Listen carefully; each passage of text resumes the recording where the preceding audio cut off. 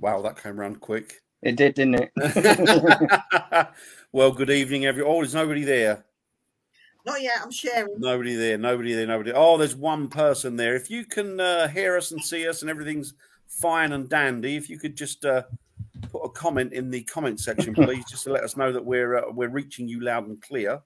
That would be wonderful. So, good evening, everybody, and welcome to Simply Spooky on the Things Network this evening. And this evening, we're going to be talking about haunted cars or haunted vehicles, a subject that I'm not that au fait with, to be honest with you. There's a few little stories. Oh, thank you, Linda. There's a few little stories that I do know of, but nothing in great detail.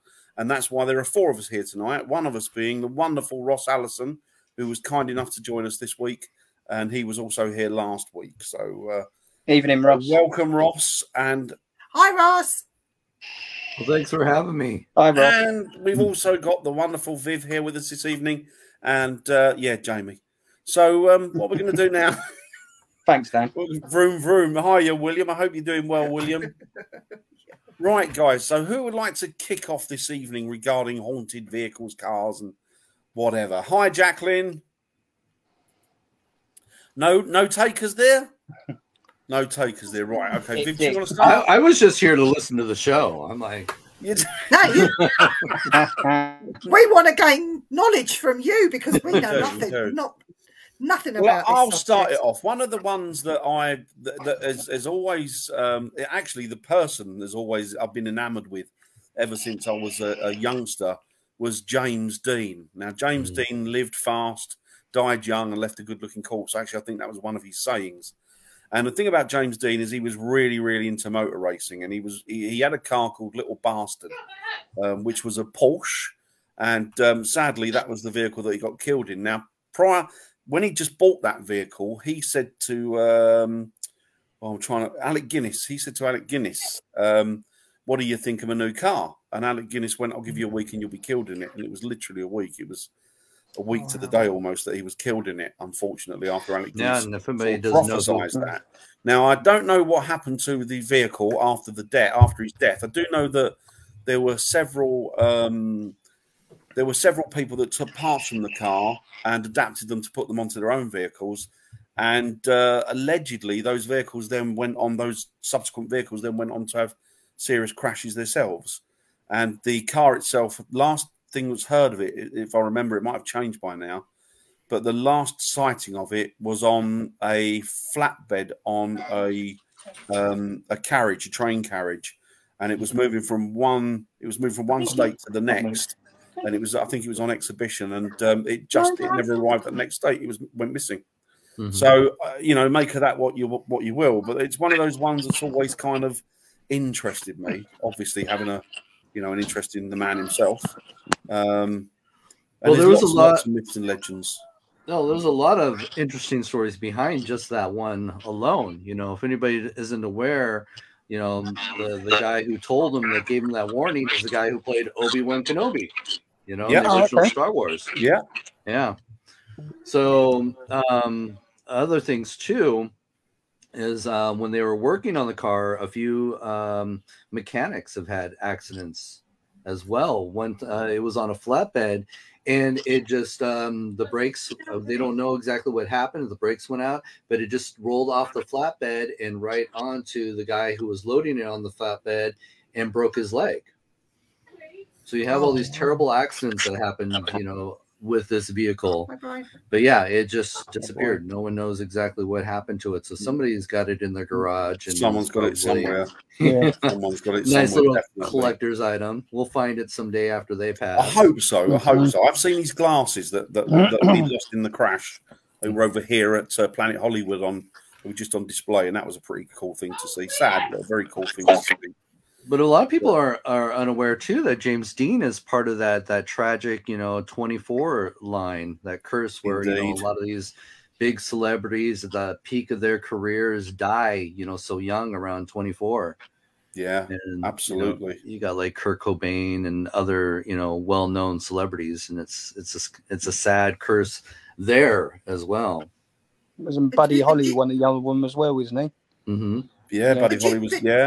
But do you think that your car is actually cursed, though? Do you think that it's got anything to do with the car. Well, the thing is, you know, we still have very limited information. You know, the fact of the matter is what could have started this was the first accident, you know, where they killed James Dean. You know, something like that could have triggered the phenomena afterwards. But being that we don't have the car itself now, and no one's ever really done an investigation to the vehicle itself, we don't know. It's all hearsay. So it's an interesting story that it's now developed into a mystery as to where the car is. Yeah, absolutely. There's a lot and lots and lots of mystery hang around that man, as there are with a lot of those kind of Hollywood giant legends. So, okay, I worked in motorsport, and I worked in a very famous, world-renowned racetrack called Silverstone here in England. Actually, it's not Silverstone. The one I'm talking about is Donington. And it's used for a lot of things. It's used for rock concerts and all sorts. But before it got sold to its current owner, they had a haunted... they had a motor vehicle museum.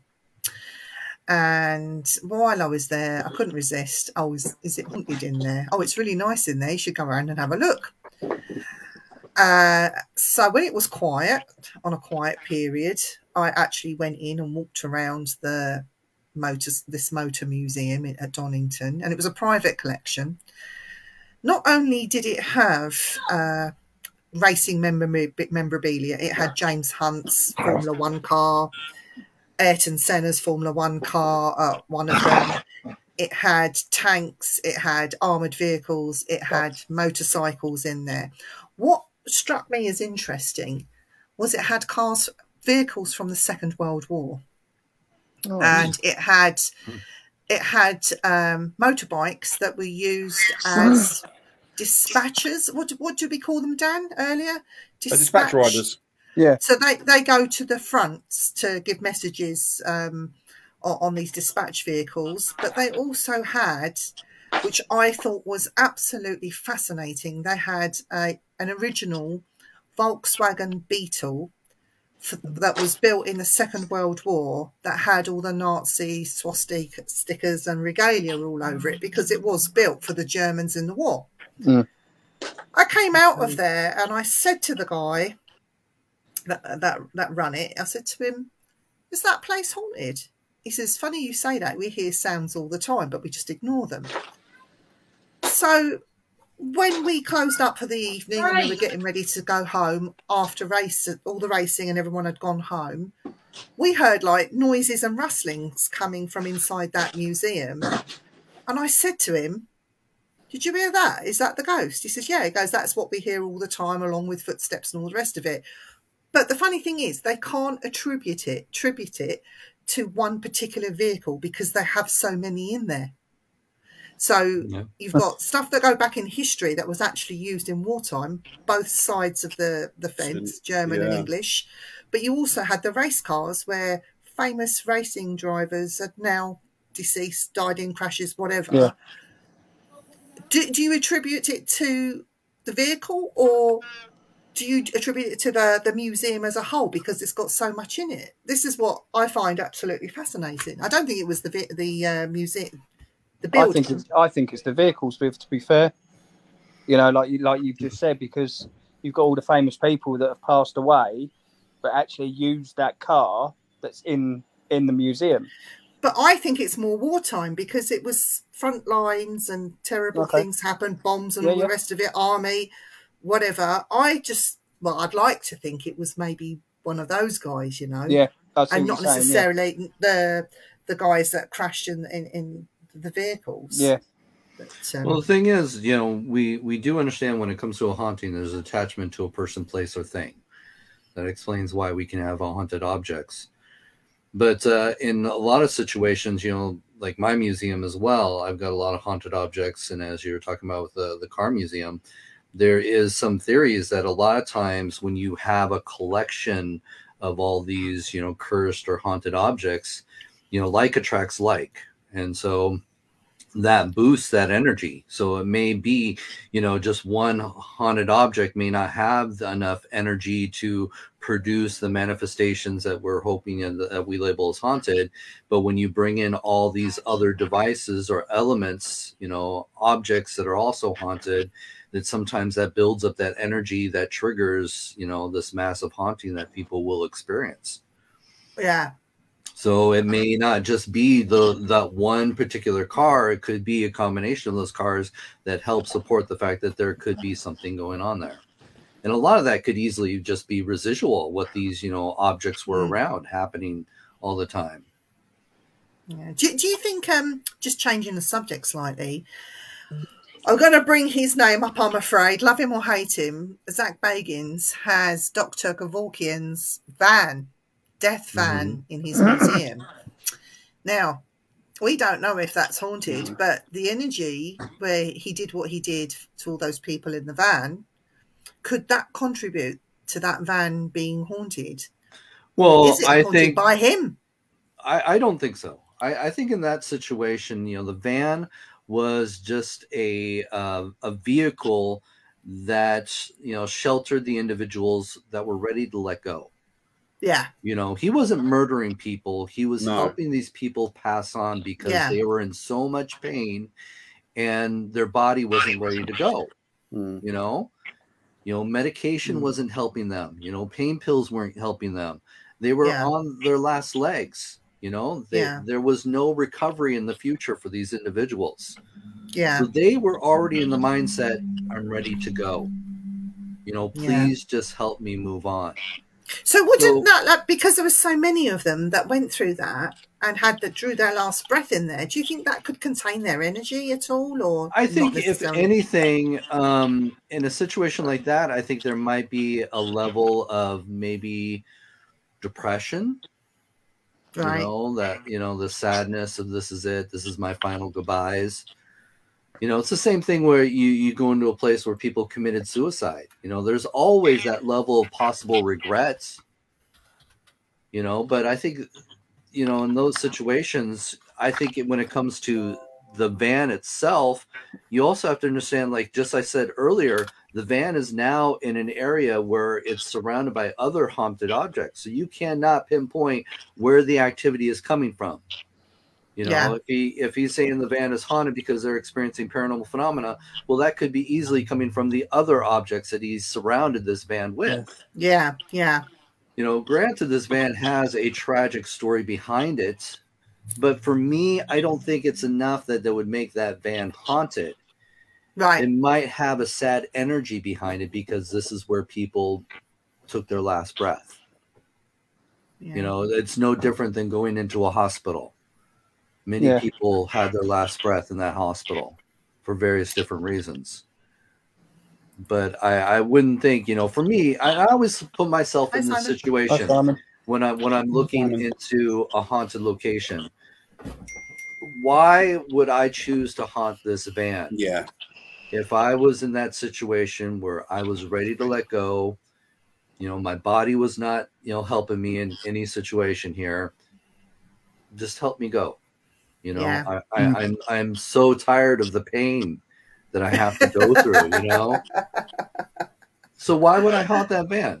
You know, that's true. That's true. Yes, exactly. Yeah. Do you know of any others, Dan? Yes, there was the Archduke Ferdinand's car, which was the first, which he got assassinated in, which obviously started to roll the dice for the beginning of the First World War. That was what kicked it off. And his car was subsequently sold on after his assassination. And there are 13 deaths attributed to that vehicle alone. Some of them are quite tenuous because they're suicides. The owners committed suicide. So I don't know if you can really count that. But there were certainly around about 10 or 11 deaths that were caused by accidents in that car. The first one it was sold to, I think it was sold to an Austrian duke, if I remember rightly. And he was driving it. And unfortunately, it went out of control. And he killed 2 children and himself with the car. He ran them down and then went on to smash into a tree. Ooh. But the car was obviously fixed up and put back on the road again. And then, you know, more and more accidents occurred, and there was more and more deaths attributed to that vehicle. So you've got that one. You know, this is just a prime example of how morbid humans can be, because, you know, here is a vehicle where a tragic event took place. You know, the guy was assassinated, and yet, you know, there are cultures out there that if something like that would happen, they would have destroyed it and got rid of it. We hold on to this and keep it alive. You know, we keep restoring this car and keep bringing it out, and now it's, you know, featured in a museum where you can actually check it out. Yeah, it's interesting how we hold on to that. It's amazing. You know? You've also got the JFK assassination car. Yes. And what they did with that after he was killed in that, they then took it away, refurbished it, obviously, cleaned it out, put new benches, and they also put about, I think it was a 1/4-inch plate steel in it to make it more bulletproof. And then they stuck a hood on it, like a solid hood. Yeah. And then that was used by the state for a little while after, a few years after. And then that ended up going ranks, and that ended up as just a normal, just a CIA car, but just a run around for them. And then I don't know what happened to it after. It's in a museum, Dan. Museum now. Yeah, it is in the museum. But there's that one. There's that as and well. Also you got the 1930, the what's the gangsters in Bonnie and Clyde. That's Bonnie and Clyde. Yeah. Well, hold on. Before we go too far, you know, we're throwing a lot of great vehicles out there, but we're not talking about the ghost stories. Well, some haunted. Well, the ghost story I mean, I was talking about more or less about the no, it's all right. The so-called bad luck that was attached to these vehicles. You know, the curse, as it were. But the ghost story, the JFK one, is said that they believe that he still hangs around it, or he did up until whatever time. But and apparently he was seen near it, and obviously after his death, they report seeing things like that. Yeah, there's like a gray apparition that's seen around the car because it is in a museum. It's the Henry Ford Museum in Michigan. Oh, is that where it is? Yes, that's where you can see it. And again, another prime example where a tragic event happened in this car, and yet we don't, get rid of it. We, idolize it in a way, which in that case, when you get a lot of energy from us ourselves as voyeurs looking upon this vehicle where a tragic event happened, even we, put off a lot of energy into that element as well. Absolutely. So it's interesting how we operate as human beings, and we, I guess become obsessed or, enjoy the fact that this is a part of history, a tragic part of history. And now we have the opportunity to go and, be a part of it and look at it. And, I'm sure you can't touch it, but if we could, we would, And so, when you look at a situation where, he was assassinated in 1963, and as you were saying, this car had still stayed in service for quite some time, but many people have said, even when it was in service, it was just that eerie feeling of being in that car. Many people that served, future presidents that have, even ridden in that car. It's just you just don't like to be there. You don't like to be sitting in the back seat because what happened there, and that could be psychological, but you just get the chills, And so, since it's even been in the museum, people have had reports of seeing a gray apparition in and around the car. People have taken pictures of the car. And some of it could be just reflection, because when you're taking a picture of the car and you got the windows up and there's lights from different angles, people say, oh, I see faces. I've looked at some of these pictures. But, it's very possible there could be something there because, if you think about the situation, JFK was having a good time, waving to, all of his fans, his supporters, and then, boom. He's out like a light.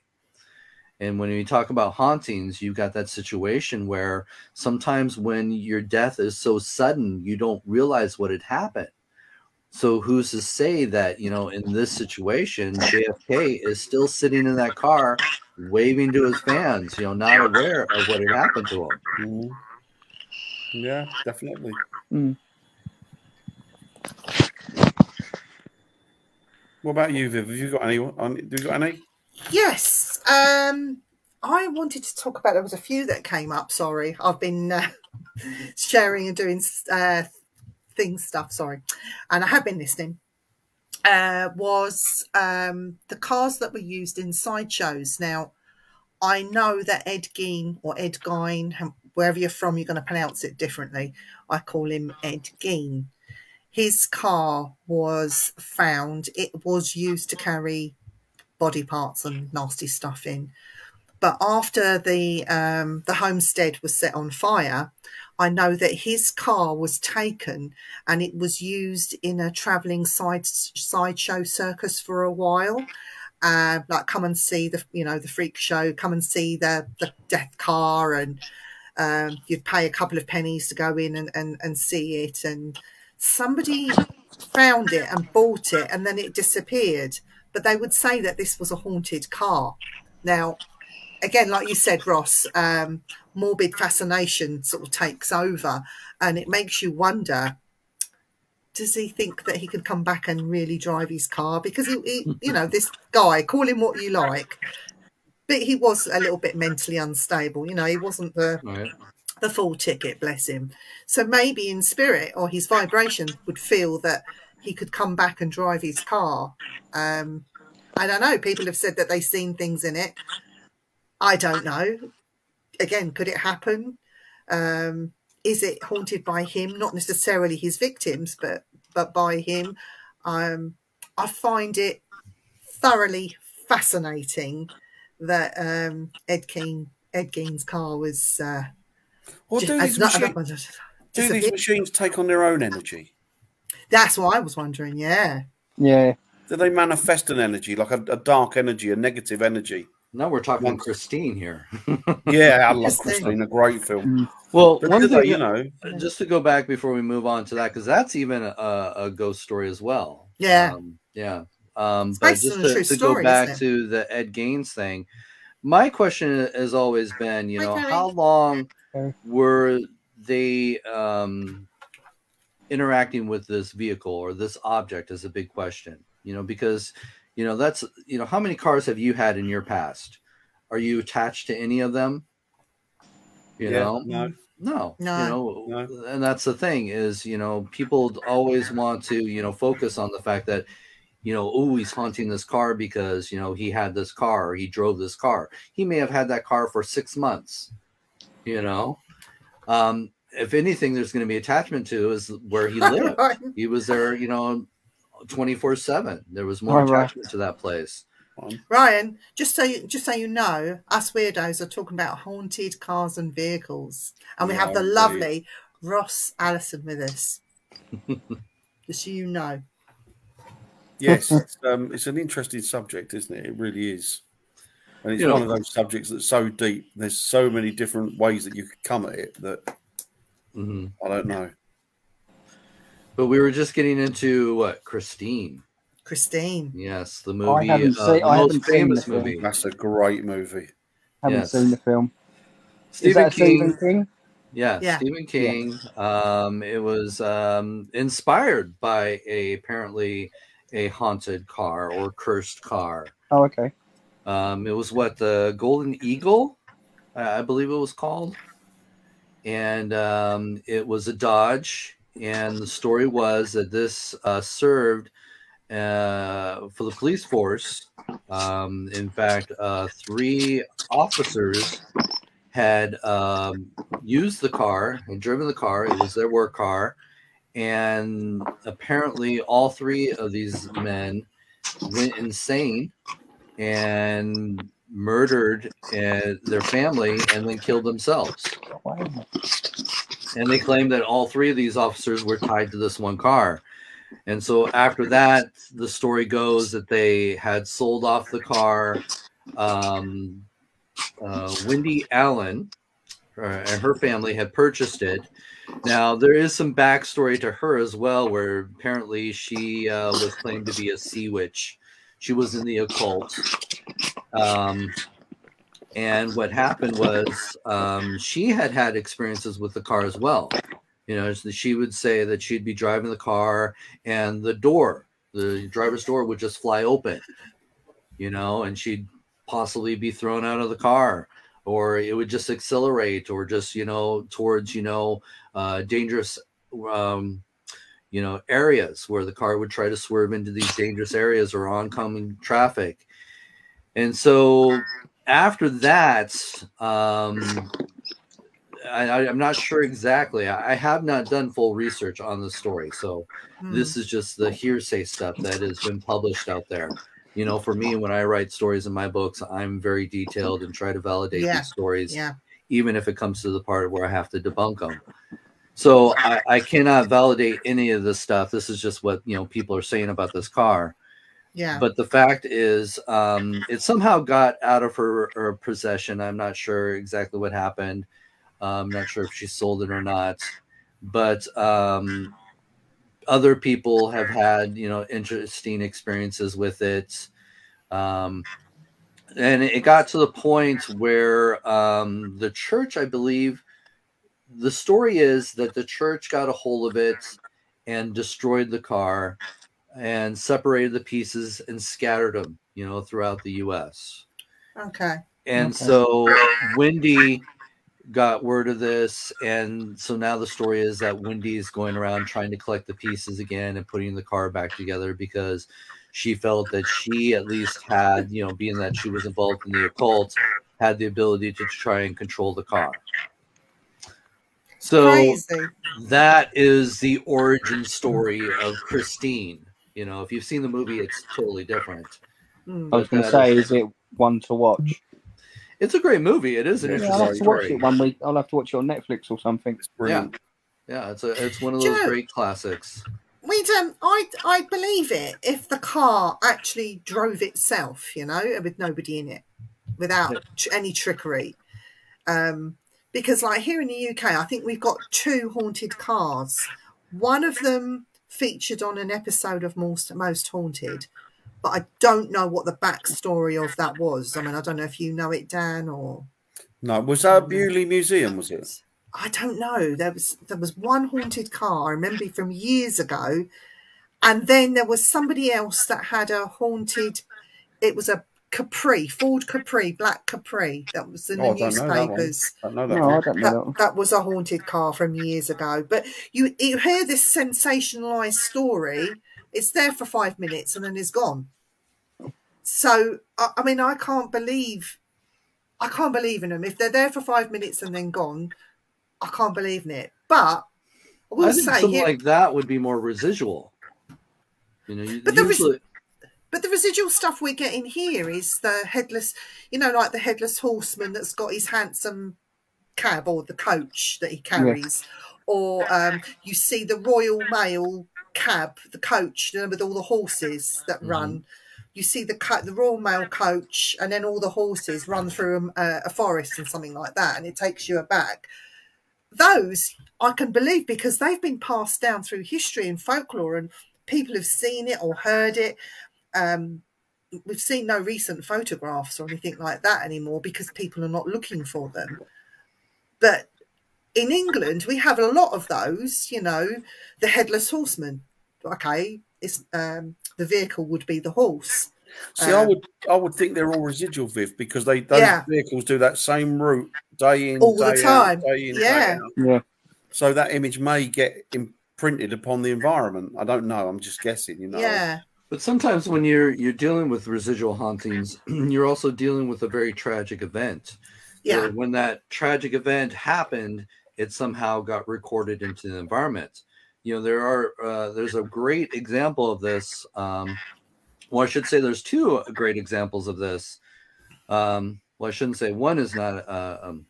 Let me back up here. So one great example I will throw out there is where people would be driving down this windy road in the middle of the night, and they would see car headlights coming towards them. And of course, you know, when you're driving at night, windy road, there's lots of, you know, cliffs and stuff around you. You're going to proceed with caution, right? Yeah. Because somebody's coming at you. And then they'd see this car just, you know, start swerving back and forth and then just go off, you know, over the edge. And this car had been witnessed by numerous people.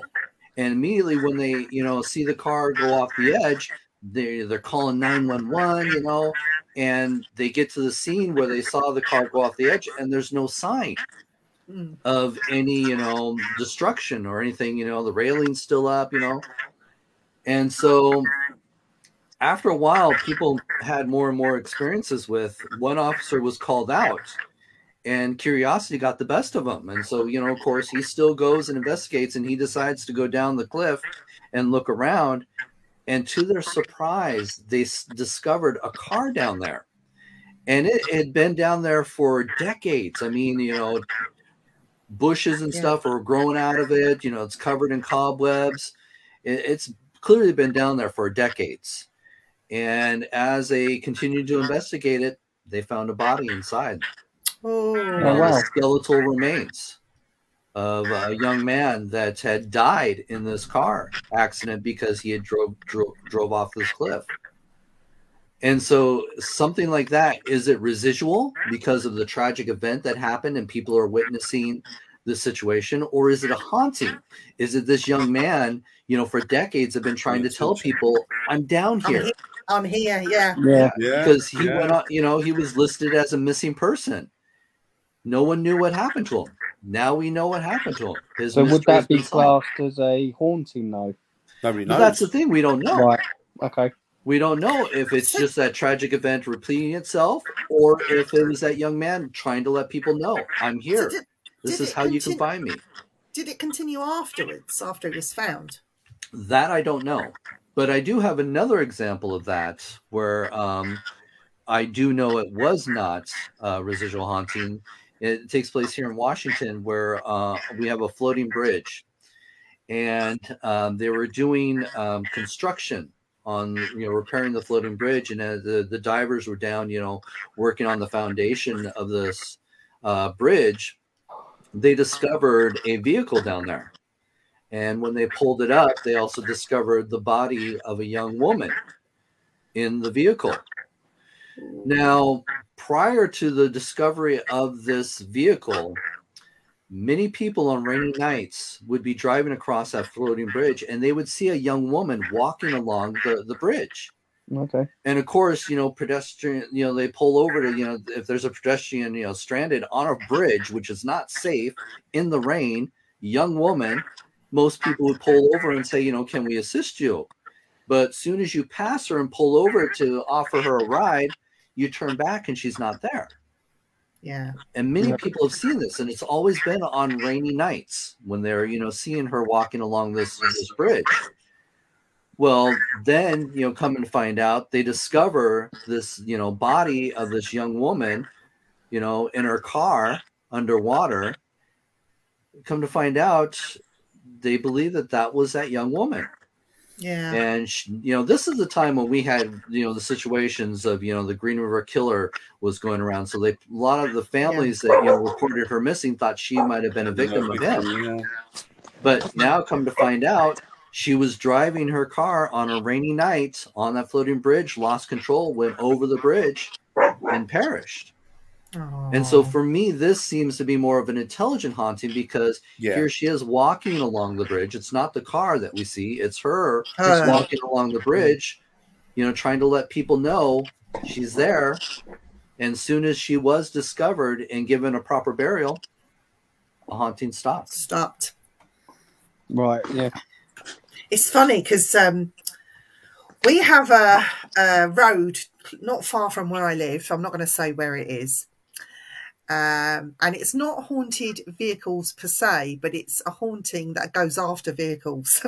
This is weird. Oh. This is flipping it on its head. So there's been many reports of vehicles, last minute, they see a man step into the road in front of the car as you're driving along with a man and his dog. and he's there. He just literally steps in front of the car and you hit him.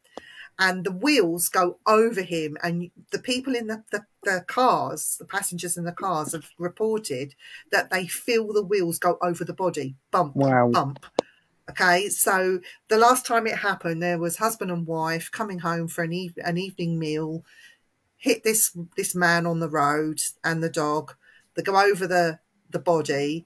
She's screaming frantically in the car, which I can imagine is something I would do if that was me.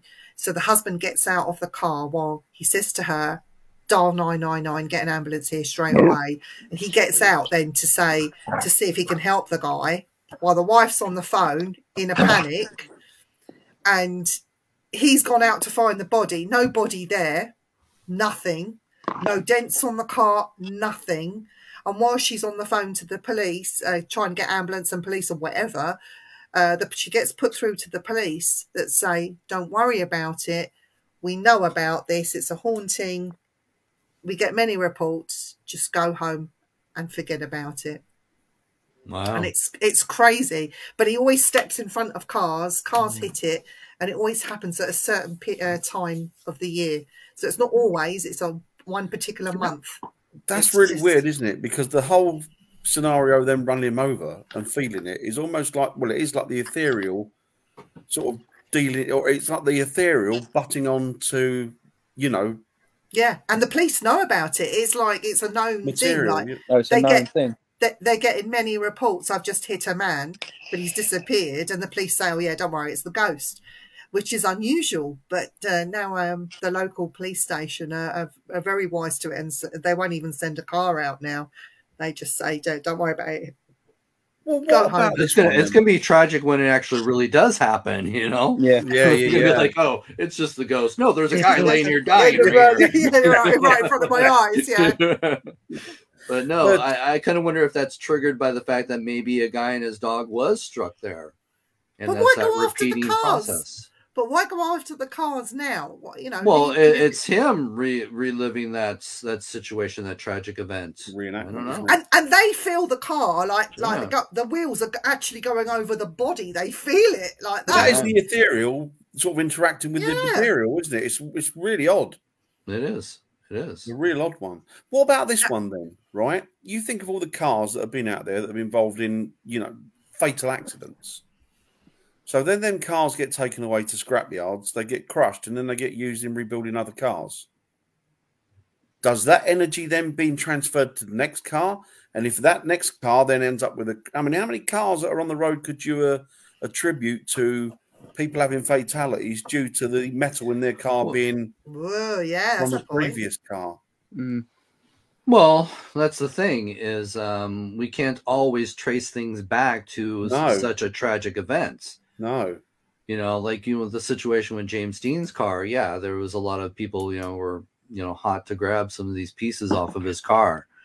But in situations where we're constantly in recycling things, you can't always just say, oh, well, this is because the metal of this car was used in a tragic event. We don't know that. No.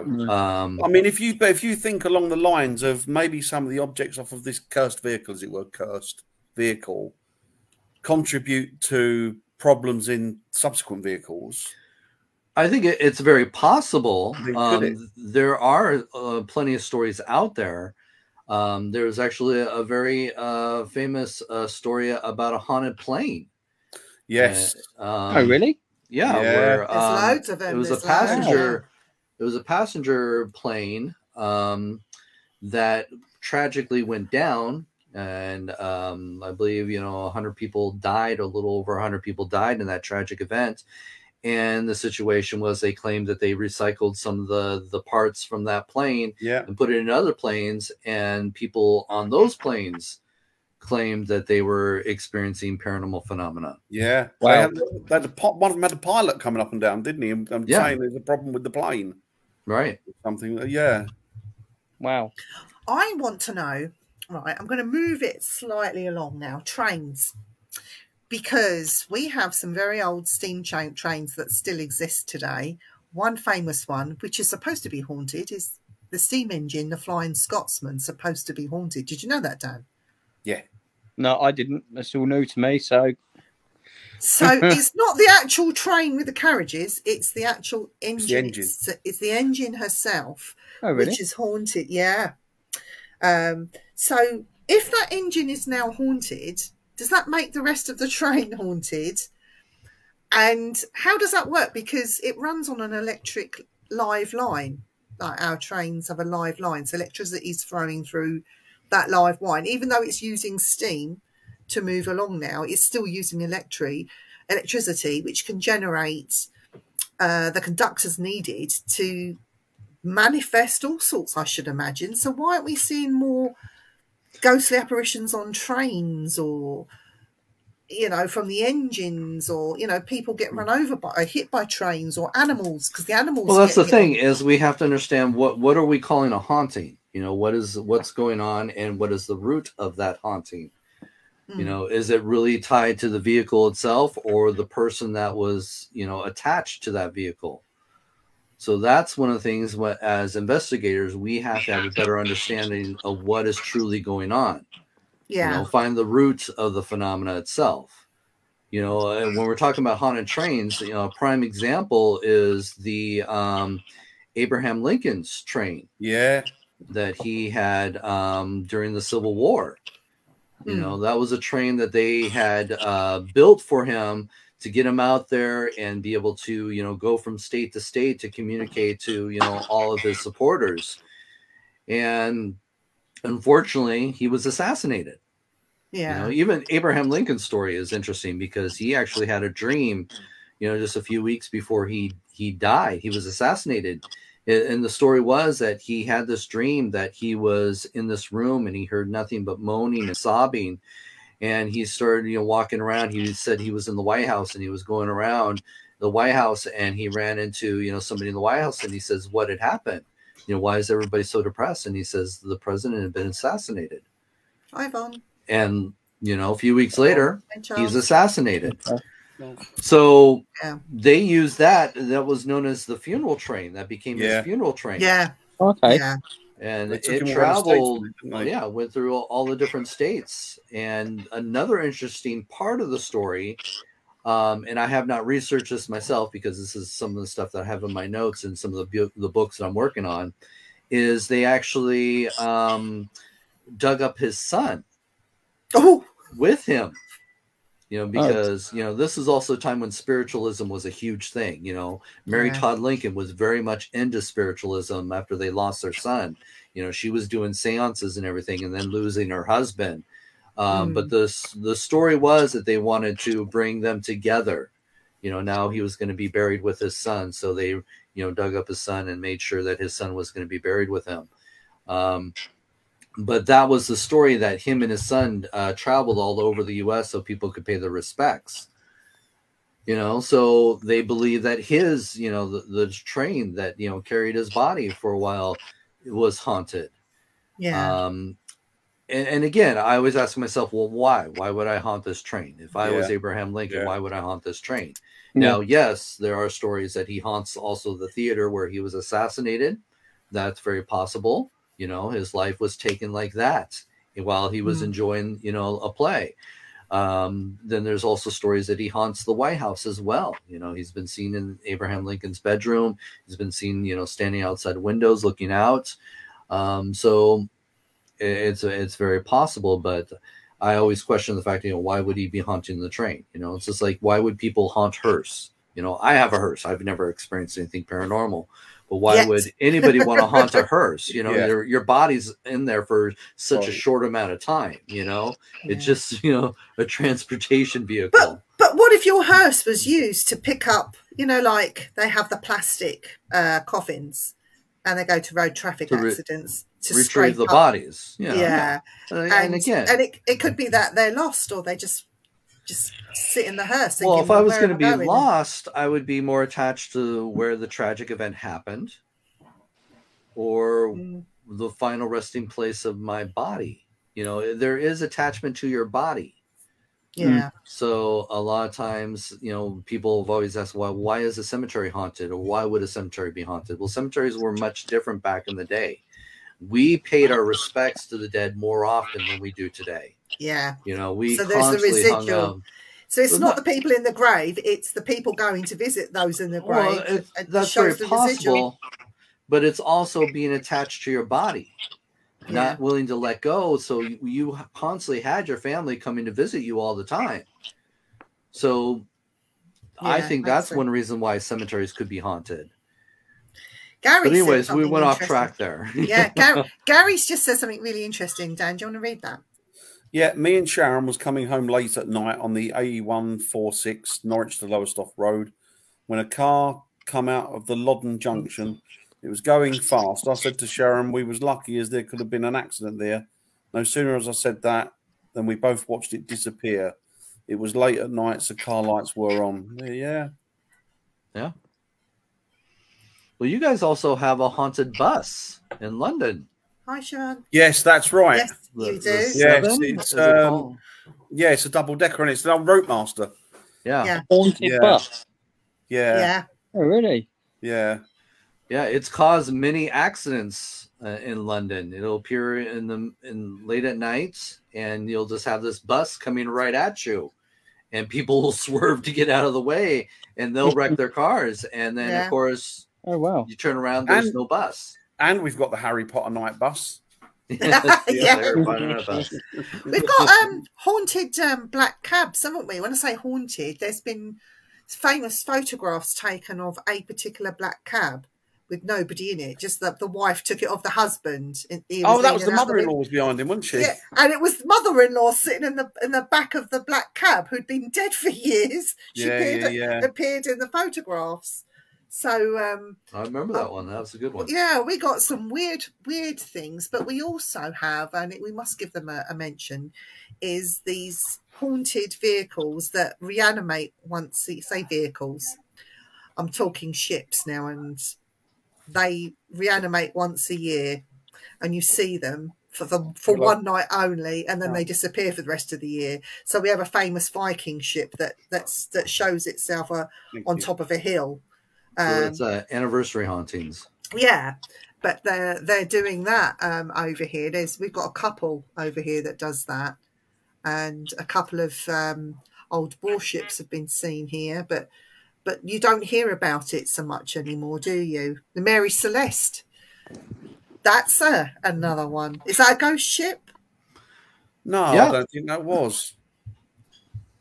Is it haunted? I think they did some research on that, and they come to a conclusion on it, or as far as I believe, that the people were swept overboard, or that there was something. I can't remember what it was now, but I watched a program on it. I didn't take too much notice of it, as you can tell. But the culmination was that it wasn't haunted. It was just they'd ended up overboard or something.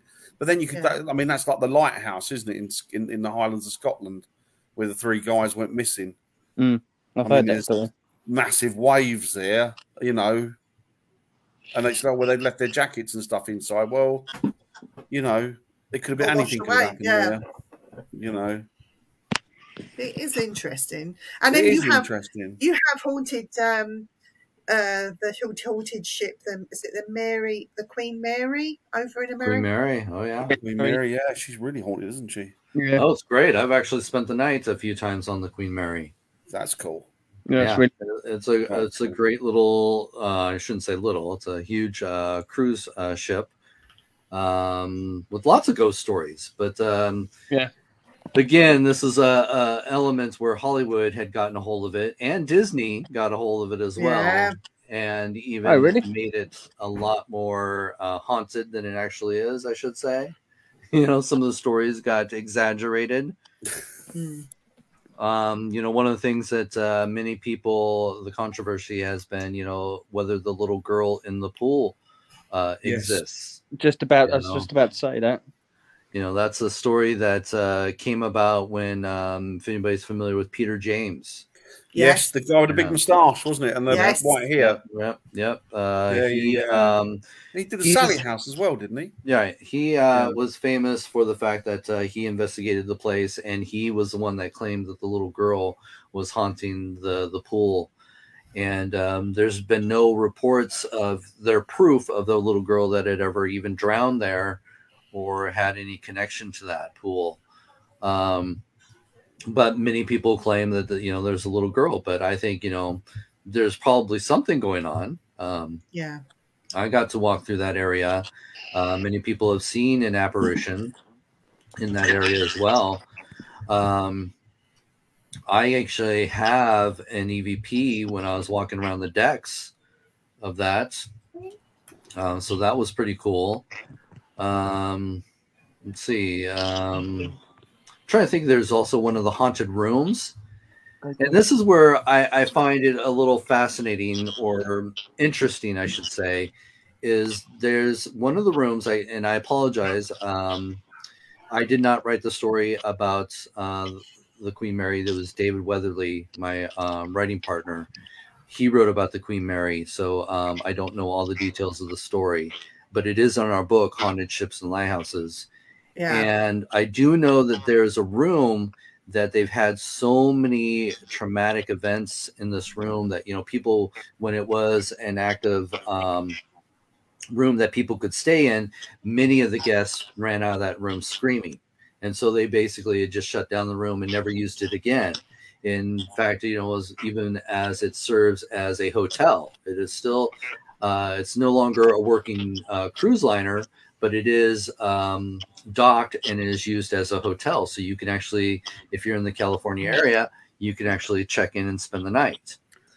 And it's always been one of the stories that, this room, they refuse to do anything with this room because the stories are so horrific, and the experiences have been so horrific. They just now, have shut down the room, and it was used as storage for the longest time.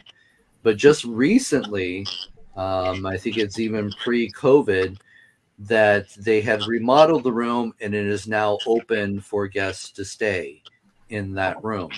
And don't tell me they charge double for that one room. Oh, probably. Definitely. Isn't that the room that Richard Felix stayed in when he caught the EVPs and he couldn't get a decent night's sleep? I think that, so. I don't know. Yeah. I don't know. Yeah, I think he got the mommy, the little girl screaming mommy or shouting mommy, wasn't she? I can't remember what So it is available now if you want to stay in that room. So I thought that was always interesting. It's kind of like, Annabelle. Annabelle will kill people, but, now you can hang out with Annabelle. Yeah. Then obviously they don't feel it's as dangerous as the stories, say, Charles said Chip Coffey investigation, Queen Mary and got evidence. And Kerry's written something. Yes, exactly. Mary She's right. Celeste. Yes. Yeah. Do you want to read that, Dan? Yeah. They thought there was going to be an explosion on board and had left the ship on a lifeboat tethered to the main ship. The explosion didn't happen, but a storm broke the tether and they perished. Hence, the Celeste was found. Yeah, exactly. That was it. Yeah, exactly. In the state it was. Thanks, Kerry. She's a font of all knowledge, is our Kerry. Jamie, have you thought of any haunted vehicles or cars or? No, not really. Dan and I went with Lucy. We went to a haunted tank museum. We went to a tank museum. It was advertised as a haunted tank museum? No, it wasn't. No, it's, okay. It's a tank museum, but it's in one corner because the guy didn't say anything to me in particular. And me and Lucy were stood there talking and we literally caught sight of it full on. A man, like a shadow figure, just run round by the side of the tank. He was quite skinny and sort of taller than me, but not too tall. And he ran round the side of the tank, so me and Lucy gave chase, and there's nothing there. Then we decided to climb into the tank, this where we saw this figure, and we sat inside that tank. And inside that tank, we could hear men's voices talking, but not from the people outside, but within inside the tank. And I said to Lucy, "Can you hear that?" She goes, "Yeah, I can hear people talking," and it wasn't the people we were with. but the voice recorders didn't pick it up. But it just amazed me that this tank, and then subsequently we found out that a young man has been seen sitting on that tank in a, was it Adidas trainers and t-shirt and shorts, wasn't it, Dan? Yeah, white t-shirt, Adidas trainers and a pair of shorts. Wow. But we subsequently found out that's what he was wearing out in Iraq when they wouldn't wear their army uniforms. It would be Adidas. It was too hot, wasn't it, inside the tank? Yeah. So they literally wear their own civilian clothing, which I thought was interesting. But yeah, so tanks being haunted and not necessarily looking in military clothing. He had quite modern day clothing on, which I thought was, it just fascinated me. Absolutely fascinated me. Yeah, it's an interesting place, that museum. Dan, do you want to read this out from Gary? Yeah, there's the Bishop's Barge with 28 rowers. Gary, can you make it shorter, mate? 28 rowers that passes Brundle on the 24th of June, the 18th of September every year. Also on the 24th of June, the Mayfly, a white-sailed wherry, sails into Alton Broad, etched in phosphorescence, a skeleton at her tiller, trying to make port. The story goes that her skipper, the wherryman Blood Stevenson, named for his evil ways, tried to sail off with the £400,000 being carried in Miss Millicent's trunk from Lowestoft to Great Yarmouth. The money was being carried. That sounds more like a legend to me. Yeah. That one. Well, when it comes to haunted ships, you know, well done, mate. It's interesting. But when it comes to haunted ships, you know, I wrote the book Haunted Ships and Lighthouses, and I can tell you there's definitely some interesting stories out there. Yeah. And the experiences that I've had, you know, I investigate on a constant opportunity is the USS Turner Joy. And that's a ship that we have here in Bremerton, Washington, and that was involved in the Vietnam War. It was the ship that fired the first shot of the war and the last shot of the war. Okay. And it's got stories in it, and I've had personal experiences where, you know, I'll be there early because we do the public ghost hunts there, and I'll be there like a few hours before we have to open up the ship to let people on. And when I go in to, you know, turn off the alarm, I hear somebody walking behind me. You know, I'll be alone on the ship and I will hear somebody walking around in heavy, you know, military boots, walking, you know, the decks above me. So it's definitely interesting experiences. And places like that, I believe, could be haunted because here is where that ship was a part of these men's lives. Yeah. And I say men because when this ship was in active duty, you know, women didn't serve, you know, so it was a situation where this was a male dominant environment where they were there 24/7, you know, working to maintain the ship and, you know, protect the country. So situations like that easily could be haunted. What's the ship out there, Ross? The battleship where the guy got trapped in the door. He got crushed in the door, didn't he? Oh, that was the Queen Mary. Was that the Queen Mary? That's the Queen Mary. There's another battleship out there, isn't there? It's not a Hornet, is it? I can't think what it's called. So for instance, Ross, if the Arizona if it didn't get blown up in Pearl Harbor, if that was still standing, would you say that was haunting because so many sailors and that were on that ship? It's very possible. You know, again, we don't have enough information to understand a haunting. You know, there are stories that we, you know, speculate that, you know, ground zero of, you know, the World Trade Centers, or they were, you know, came down, could easily be haunted because such a tragic event there happened. You know, Pearl Harbor, as you brought up, could easily be haunted. And not having enough information to understanding a haunting, who's to say that the Arizona is not haunted? It may be underwater, but there could still be things happening there. It's just an environment that we can't access. So we don't know exactly what's going on, you know, in the remains of that ship. Well, exactly. Exactly. So we got a question from Kerry. I keep putting it up. Yeah, that's the one we were Sorry. talking about earlier. Yeah, that's the one we were talking about earlier. So have you researched the Flannan Isle? I haven't heard this one. What is this? That's the one with the three what do you got? Lighthouse keepers went missing. They got washed overboard. Where's this at? Well, yeah, they don't know what happened. But some people say it could have been a big wave, or I don't know. There's lots and lots of odd stuff. Their coats were left indoors, and it was just quite odd. There was somebody. Yeah, there was lots of people are making assumptions as to what really happened there, but nobody really knows. Hi, Paul and Von. Hi, Paul. Hi, Paul. Hi, Von. And where's this lighthouse? It's off the coast of Scotland. I think it's one of the Highlands of Scotland, awesome. that way. But it's Awesome. an interesting story. It is interesting. So I have a book here, and in this book, Oh, the Museum of Lights. Hi, Yes. Robert.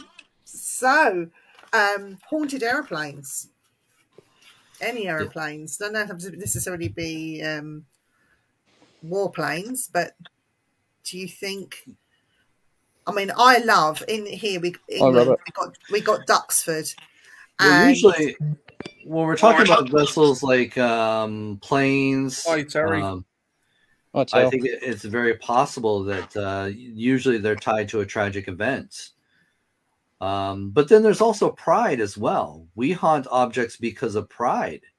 yeah, You know, people could be obsessed with their car because they put there's so much love and energy into this car, restoring an old car. You know, how many men and women do that? You know, Yeah. because they love this, you know, the car, they finally got one and now they get this opportunity to restore it. In fact, here is a great ghost story. So a young man named Martin, it was his 16th birthday.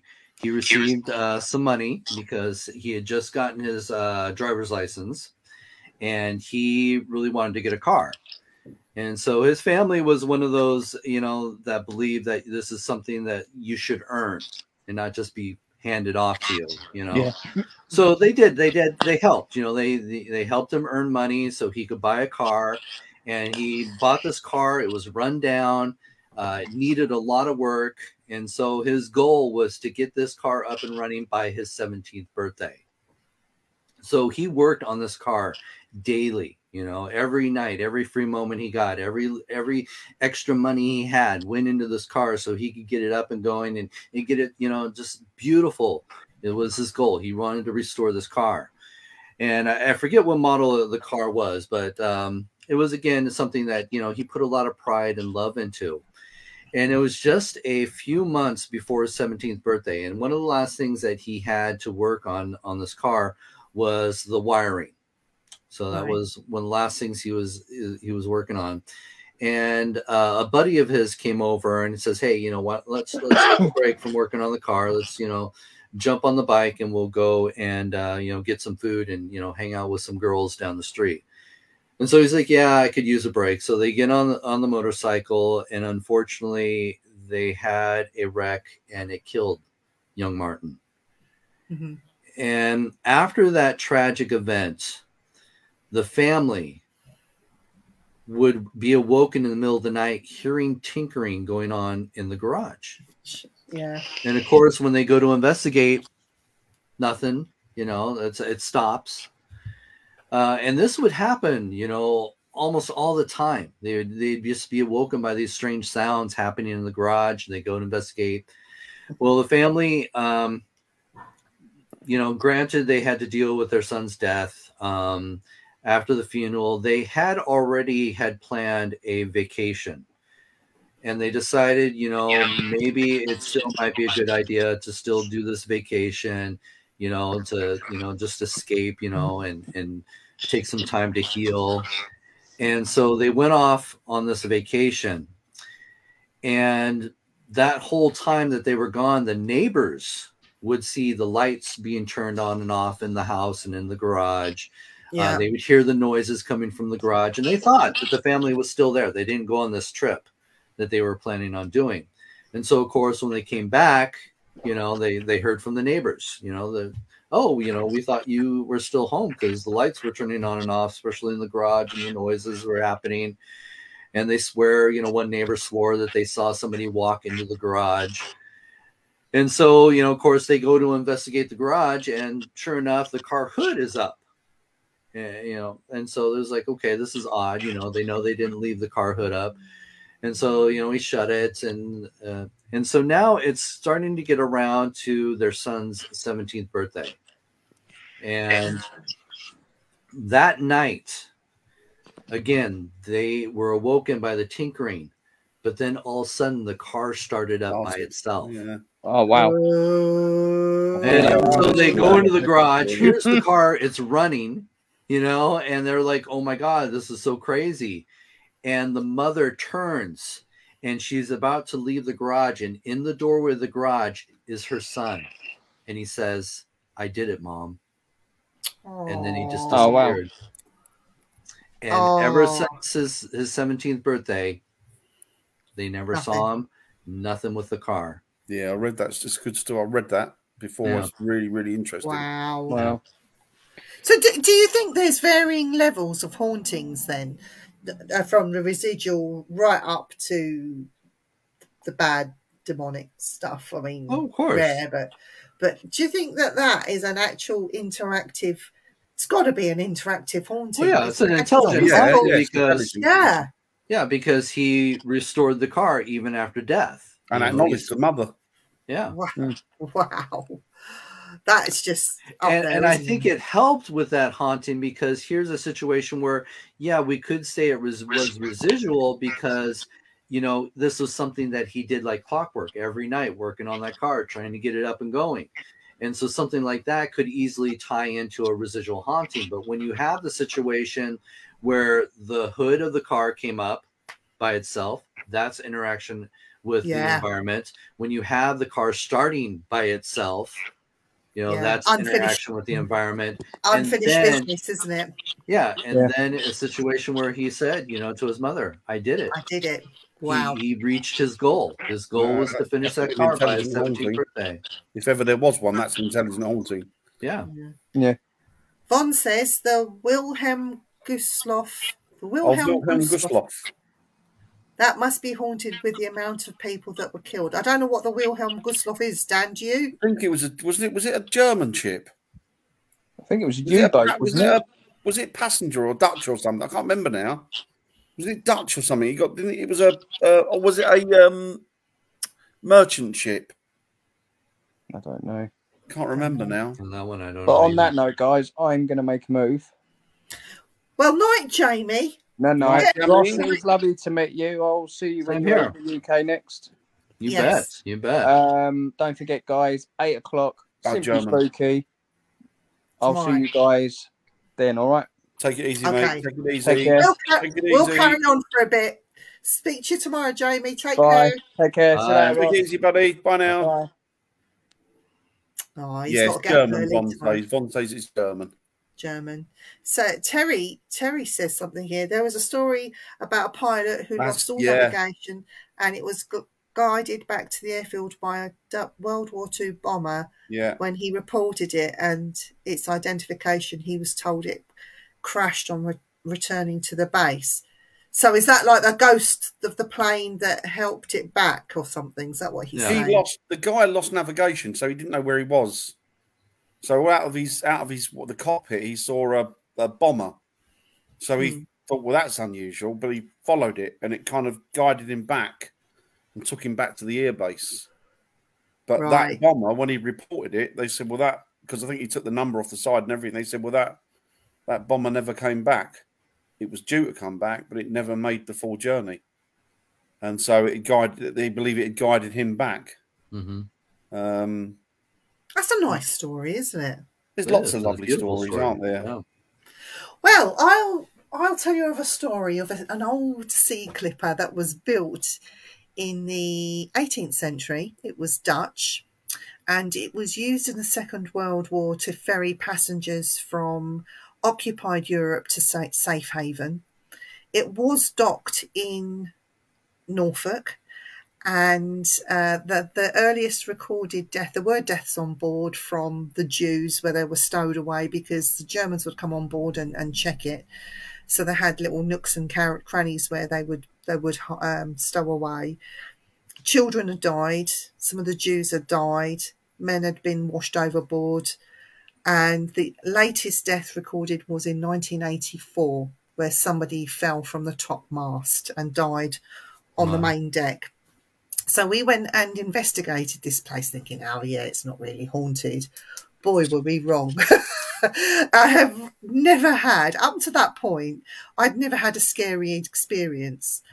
On there was a scary experience because we went in part of a boat that nobody else knew existed. There was like a secret decks and bunks underneath at the...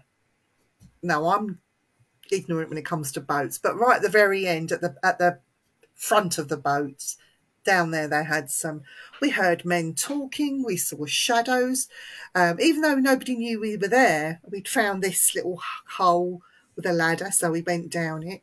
And it had a metal ladder, and we shut the doors behind us and nobody knew where we were. We thought we'd get a secret investigation before the others found it. We heard men coming down this ladder. You could hear their boot steps. Oh, it was horrible. We heard people talking in a language we didn't understand. There was nobody walking past that boat. I mean, it was docked. It was on the sea. You know, it did rock a little bit with the tide, but there was nobody walking past the boat at 4 o'clock in the morning. You know, there was nobody there. We heard in the captain's bed, that was midship, we had very weird, it was a very weird voice box session that we had.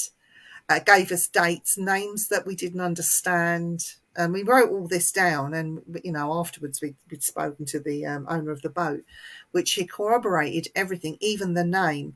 And when he said, right, when you come back with all your pictures, he said, I'll show you something. Ring me so I know you're coming, which we did. He brought out the original owner's log for the boat.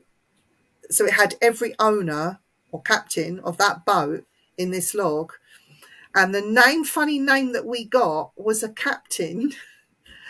And because I heard it and thought, that's gobbledygook. We played it to him. He said, no, that's a captain's name. I'll prove it to you. And he got that log out and he showed it to us when we went back with it to see him with the pictures. The reason why we went on that boat initially, because we heard that somebody had seen a man in midship that just disappears into the wall. Just disappears. So we thought, well, we're going to investigate this ship. But when we actually got there, we got so much more and unearthed so much. It was interesting. It was a great place to go and investigate. It was all original. It was a mess. It was falling apart, but we didn't care. We loved it. We'd get straight on this sea clipper and investigate it a few times, but it's since sort of gone. It's been sold and it's moved on, which is a shame. But it is very, very haunted, and you know, it carried all that history with it. That I think we were just lucky at that point, you know, to have such a nice man to let us on his boat. No, that's great. I love having the opportunity to investigate boats. Like I was saying with the Turner Joy, you know, I I didn't go into all the details of all the experiences that I've had, but it was a boat, or I should say ship. Don't mean any disrespect, but you know, granted, it had some, you know, history to it. Yeah. When it came to tragic history, it was still very limited. In fact, the only tragic event that happened there were 3 men that died was when they had a misfire. And whenever they have a misfire, they have to follow a certain protocol. And one of the things is that they'll do is they'll hose down the barrel of the gun to cool it off. And then they'll put small explosives into the barrel of the gun so that if there is anything trapped in the barrel of the gun, those explosives will push it out. And so when they were trying to, you know, go through the protocol, the gentleman inside the gun mount, unfortunately, missed something. And when they put the explosive in the gun mount, or in the barrel of the gun, the barrel was still too hot. And so the explosive went off right away, killing 2 men instantly in the gun mount. And a third man who was just getting ready to enter the gun mount was thrown out and captured in the safety nets, but he later died of his injuries. Wow. That was the only tragic event that happened on the ship. And so I can't say that those are the men that haunt the ship. You have to understand, military life becomes a full-time gig for a lot of these men and women that serve. Yeah. And so sometimes once when they die, maybe they return, or, maybe they died other places. And this is one place that they, loved serving on, was the ship. Mm. Now, we know that there's intelligent hauntings happening there. It's not all just residual. When you hear walking up and down, the corridors, could be residual. That's very possible.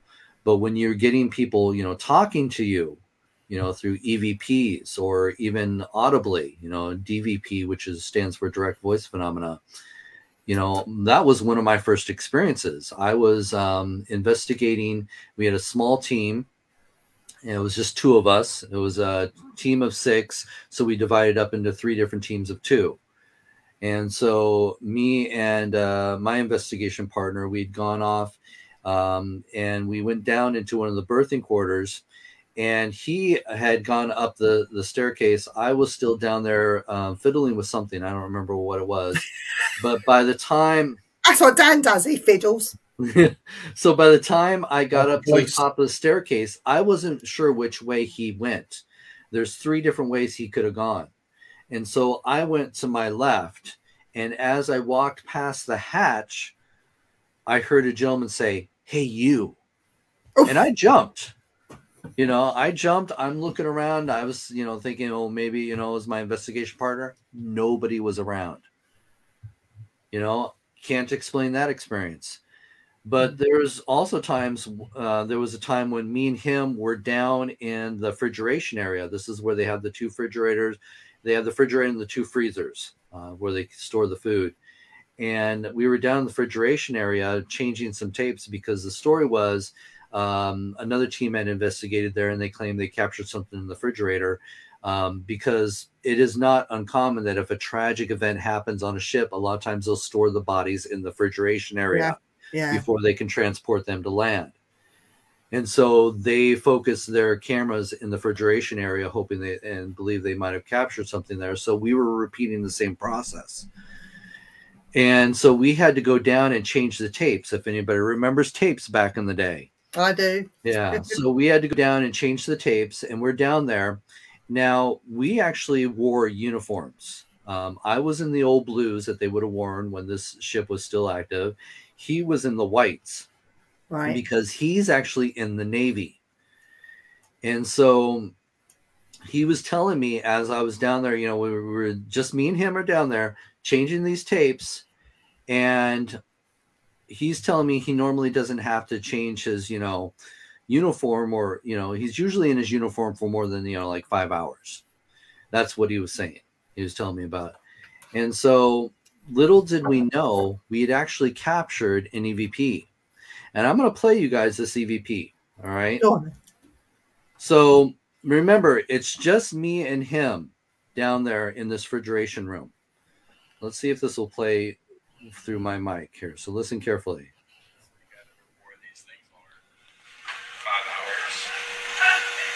Now that I don't think I've ever wore these things longer than 5 hours. Now that I don't think I've ever wore these things longer than 5 hours. Now that I don't think I've disgusting. Somebody shouting. Exactly. You can hear somebody yelling in the background. And I'll play it now. But what you hear is somebody yelling butt kicking. Oh, all right. So listen, it's disgusting. It's saying butt kicking. All right. So I'll play it again. 5 hours. Now that I don't think I've ever wore these things longer than 5 hours. Now that I don't think I've ever wore these things longer than 5 hours. Now that I don't think I've ever. Yeah. So you hear this guy yelling in the background, butt kicking. All right. And again, it's just me and him down there. We're changing the tapes. And so I had submitted this EVP to the director of the ship, along with everything else that we had captured. And, you know, never heard back from him. That's fine. But years go by. And out of the blue, he gives me a call. And he says the strangest thing just happened. Now, every so often, men who served on the ship will come back because it's a museum ship now. So you can actually tour it and check it out and hear some history. And so any of these guys that had actually served on the ship come back, the staff like to, you know, take a little tour with them and hear stories of what it was like when it was still an active ship. So they have more stories to share. And so this one guy came back and he was walking around with the director of the ship, and he's telling him all these stories of what it was like when he was serving. And they get down to the refrigeration area, and he says, "Oh gosh, do I have a story to tell you?" He says that at the time there was this big cook and this little cook, and the big guy constantly picked on this little guy. And one day they were down there, and of course that big guy started picking on that little guy, and that little guy just snapped. And he said he gave him the biggest butt kicking he had ever seen. Now, once he said butt kicking, that kind of triggered that EVP that we had captured, because it was kind of odd that he would use the word butt kicking, because sailors are known to have the, you know, dirtiest mouths. Yeah. And so sure enough, what we think we captured was that dramatic moment. That moment when that little guy finally confronted his bully. You know, he got the courage to do it. Yeah. And that is what we captured. That I think it's residual, but I think it's that moment of him finally saying, "I'm going to give you that butt kicking you deserve," you know?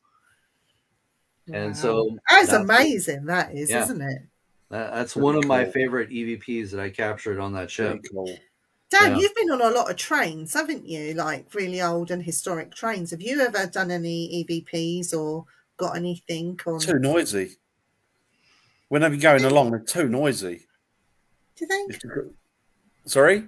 Do you think they're too noisy to? Could you not catch it through? Not really, because I always sit up near the engine. So I like to get in the first carriage because I love to be that close to where the steam comes out and stuff. You like first class? I like the rough end of the market. That's right. I like. Oh, is it? Cheap seats, yeah. But I like going up because I like to be close to the engine because I like to get the feel of it and the smell of it and all of that. So, but no, I've never, because obviously the ones I've been on mainly have been moving along and it's just too noisy. Well, I have to say, you know, I am kind of a somewhat believer when it comes to the theory of white noise. Mm. Some of the EVPs that I captured, in fact, I'll go back to the Turner Joy. One of the best EVPs that I actually captured was right next to the generator, and you can actually hear the generator in the background of the EVP. And this is a situation where, again, we had broken off into 3 teams of 2. And so we had a male and female in the berthing quarters. And this is where a gentleman has been heard whistling in this berthing quarters. Also, he's been seen in the mirror. We should. And so they're sitting next to the mirror, and the male hears a whistle. And so he thinks it might have been the female. So he turns to her and he says, "Was that you?" You know, thinking that she might have made that noise. And she's like, you know, "No, it wasn't me." And so he tells her, you know, just control your breathing, because sometimes when you breathe through your nose or something like that, you can make a whistle noise. And so he's just bringing that up. Well, little did he know, when he asked, you know, "Was that you?" we get a direct Class A EVP. And I won't tell you what it says. I'll play it for you guys so you can hear it. But then I don't know why I get close to the screen, but I just do so. But then after he had asked, you know, "Was that you?" and they're talking, you know, and telling her, you know, to control her breathing. He asked, "Do you know somebody that died?" or, you know, "Did you die on this boat?" or "Do you know someone that died on this boat?" And there's another direct response. Okay. So I'll play this EVP for you guys. Hopefully you guys can hear this decently. No, that's great. See, sorry, before you start, the problem I have is that when I get on a train, there's normally loads of people on it as well. Not a controlled environment. That doesn't help. Exactly, yeah. Right. All right. So listen to this EVP.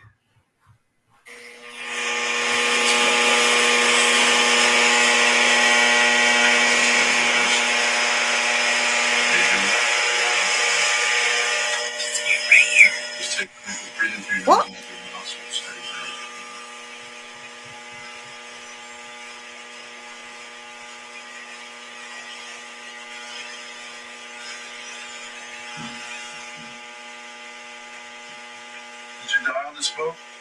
Or did you know someone that died on this boat?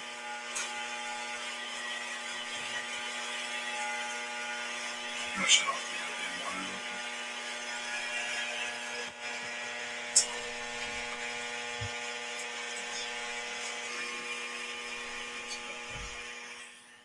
It might be a little hard to hear it, but in the very beginning, which is my favorite, he asks, you'll hear, was that you? And he's talking to the female, asking if it was her, but you actually hear a voice talk directly under the mic. It's me right here. So I'll play that part again. But otherwise, when he asks, did you die on this boat? Someone that died on the boat, you can actually hear it whisper, Greenlee. And what's interesting is we did find out that 3 men did serve on the boat with the last name Greenlee. So we're not sure exactly. So let me. But you hear that quite clearly at the beginning. Especially that it's me right here. Yeah. So listen carefully.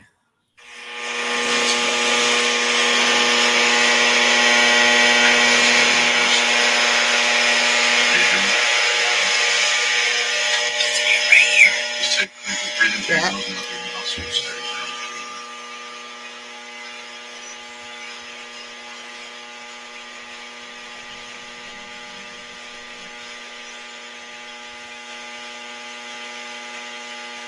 Did you die on this boat? Or did you know someone that died on this boat?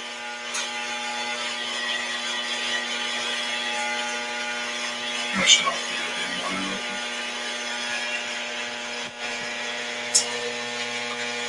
Yeah. Yeah. It's me right here. That was so clear. Yeah. And again, you've got that, you can hear that constant humming from the generator in the background. So that, I wonder if it helps with a lot of these EVPs. I keep an open mind to that theory. Yeah. But, Dan, we need to do it even if it's noisy. I've always said that, though. But as long as you got a constant hum, something like that, not that something that's just going to be different every time. You need that constant sound that's going to generate. I think it's very possible. Yeah. This is interesting, isn't it? Has anybody got any questions in the chat to put to myself, Dan, or Ross? That's Andy doing something downstairs, that noise. I don't know what he's doing. Hoovering up, I think. He picks his moments, doesn't he? The cat must have done something. He's trying to generate white noise for you. That's what he's trying to do. You can sod off in this house. I'll play another great EVP that we captured from that place. Now, we do know, because again, women would not have been on the ship. Women wouldn't have been allowed. This is still a time when it was a male-dominant environment. So one of the things that we do find is that when there are women on board the ship, they do get a little friendly, a little frisky, and flirtatious. And so I will play this EVP where you'll hear the spirits calling out to one of the young ladies. So listen carefully and see if you can make it out.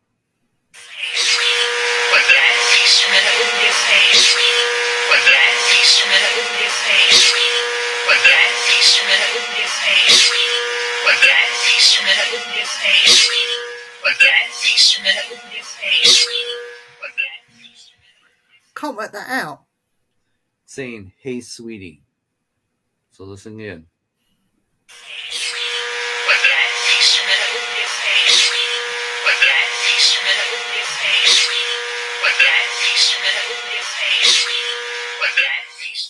So yeah, so as the investigators are talking with each other, you hear a gentleman in the background say, "Hey, sweetie." Yeah. Yeah. But this is one of my favorites.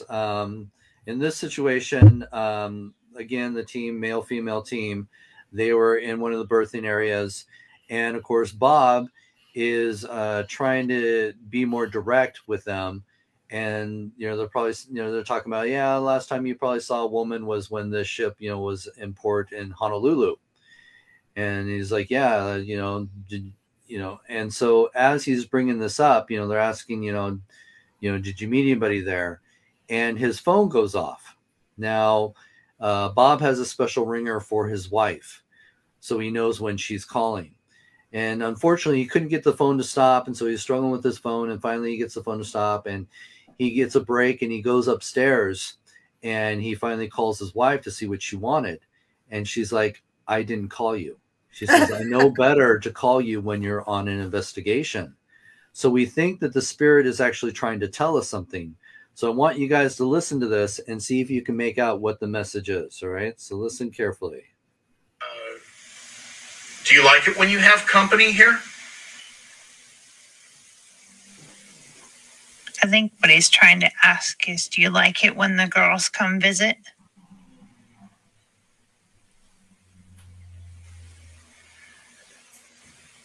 Because you probably don't see many girls for a long time. Probably the last girl you saw was when this ship made a port call to Honolulu.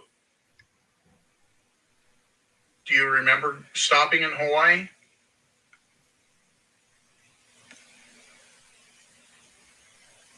You do. Did you meet somebody there?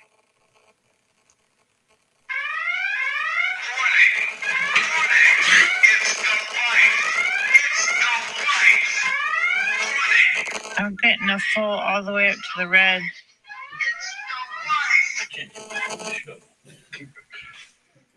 Sorry. So we think it was actually trying to tell us something. What do you think it was? I have no idea. We think that it was trying to tell us that he met his wife in Honolulu.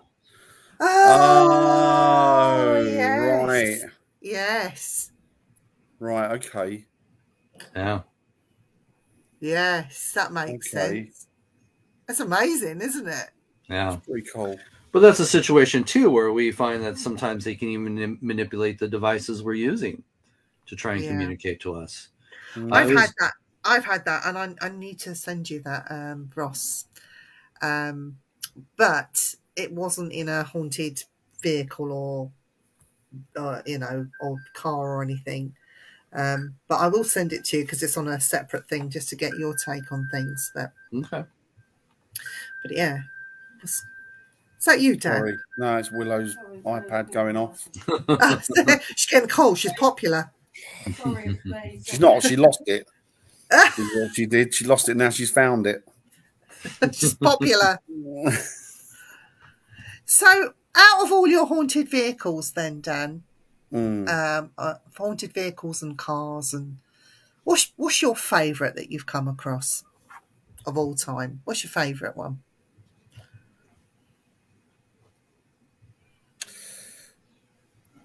I like the James Dean smoke coming out of his ears. And you hear the machinery going. I like the James Dean one because I've had a bit of an obsession with James Dean, so I quite like the idea of his car, and of course it's gone missing, isn't it? So that's a mystery in itself, right? Yeah. You know. What about you, Ross? For me, I find if I have more of a physical attachment to some of these, vehicles like the Turner Joy, for me, that becomes more of my favorite because I'm personally involved in the experiences that I've had. It's not just hearsay. Granted, there's some fascinating stories out there when it comes to haunted objects and, places and vehicles. It's just one of those, it usually is more special to me when I can validate those experiences and say, yes, this place is haunted. I know because I've experienced it for myself. Yeah. There's, don't get me wrong, there's some great stories out there and places that inspire me, or I wish I could go out and investigate because, I hear this great stuff. But then in most cases, it tends to be a letdown.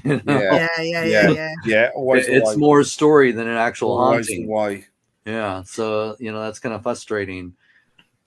My favorite is the HMS Belfast, which is docked near Tooley Street. And the reason that's my favorite is because I've been going to visit this ship since I was a child.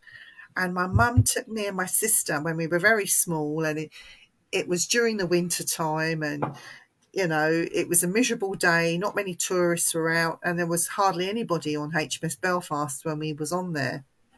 And I remember seeing this man dressed a bit funny and looking a bit funny, and he gave me a look and then just disappeared. There was nowhere he could have gone.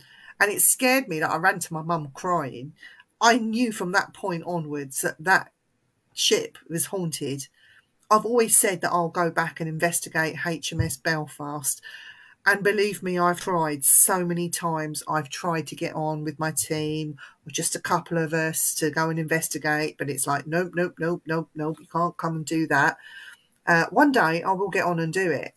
If not, just to prove to myself, that what I saw on that boat all those years ago when I was small actually is right. Wow. You know, that it does exist. Because there's no reports of HMS Belfast being haunted. But I know it is. I've seen it. Or at least the stories that they'll let out. That's the thing. Yeah. You know? Yeah. There's a lot of great places that have, you know, people have had experiences, but they are not published. No. You know, so people don't know that these places are haunted.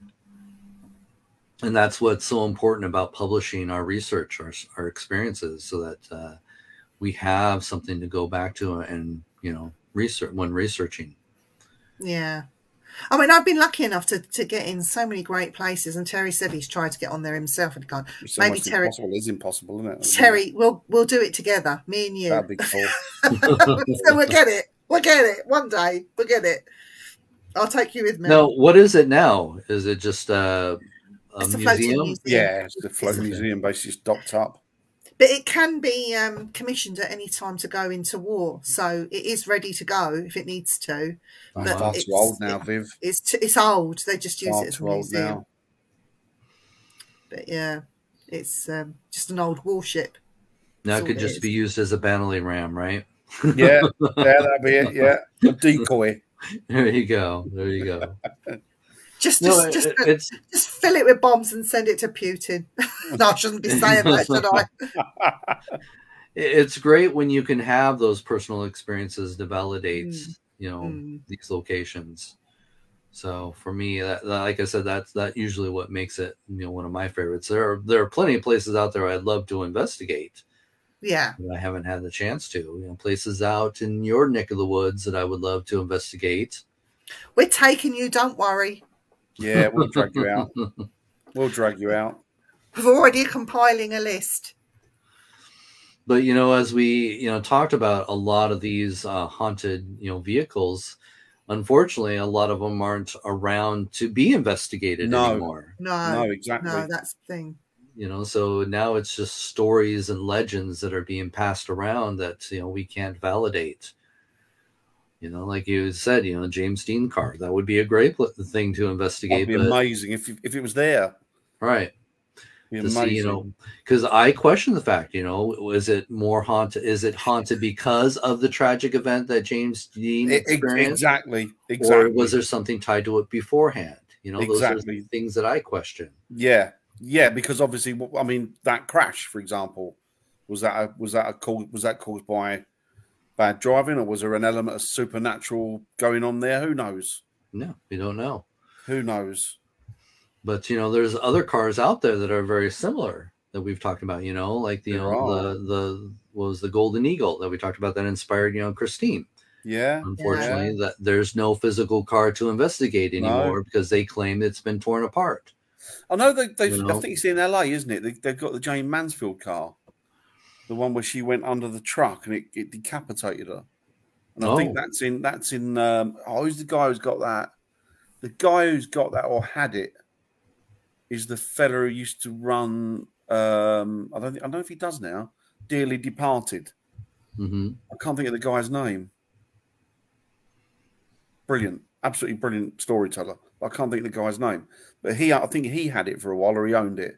I think he's moved out of LA now. You know, and then he's got it or not. The other element is the fact that, you know, some of these cars are museum pieces, so you don't have the access to get into these museums and investigate them. Yeah. You know, another one that, you know, we didn't talk about is, you know, the Bonnie and Clyde car. Yeah. Oh, yes. You know, where they were killed. You know, they were gunned down in this car, and it's sitting in a museum as well. And many people claimed that, you know, if you take pictures of this car, you know, figures will show up in the seats of the car. Yeah. So that's interesting. You know, I would love to investigate that. Do you think that could be, though, because, and I've debunked this, because many people take pictures at a mirror or of a window and say, look, this, it's haunted, and it's pareidolia. What I'm seeing is somebody's sprayed a mirror and, you know, wiped or dusted it, but not wiped. And all that. Yeah, and then through the street, you can see, you can make up any pictures that you want. And I say to people, go and get me a paper towel, and I try and sort of clean the mirror properly and say, right, now take your pictures, and then there's nothing. Charles has got a good thing up, Viv. I see that quite a bit. The US Lexington, when I was in sick bay, I heard planes landing, but no one else did. Yes. See, that's pretty cool. There is one. I'm online right now. I'm checking to see if I can find this photo. I use this photo in my classes, talking about hauntings, and I want to see if I can find it because I would love to share it with you guys. So keep talking. I'm not ignoring you. Okay. I'm trying. Do you know, in my brain, I'm trying to remember the name of that ship in the States. That one is pretty. I think it's a World War II one. It's not the one they mention on Jaws when it's No, I'm thinking of a boat that sank and then the sharks came. No, this is a proper battleship. I can't think. It's a museum piece now, I think. Oh. I think it's still owned by the Navy, I think, because it must be, because they've got serving officers on there. But I can't remember the name of the ship.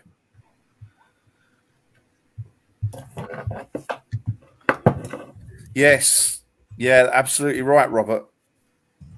Oh, I'm going to put it up. Yeah, absolutely right. Yeah. A Mansfield bar. Yeah.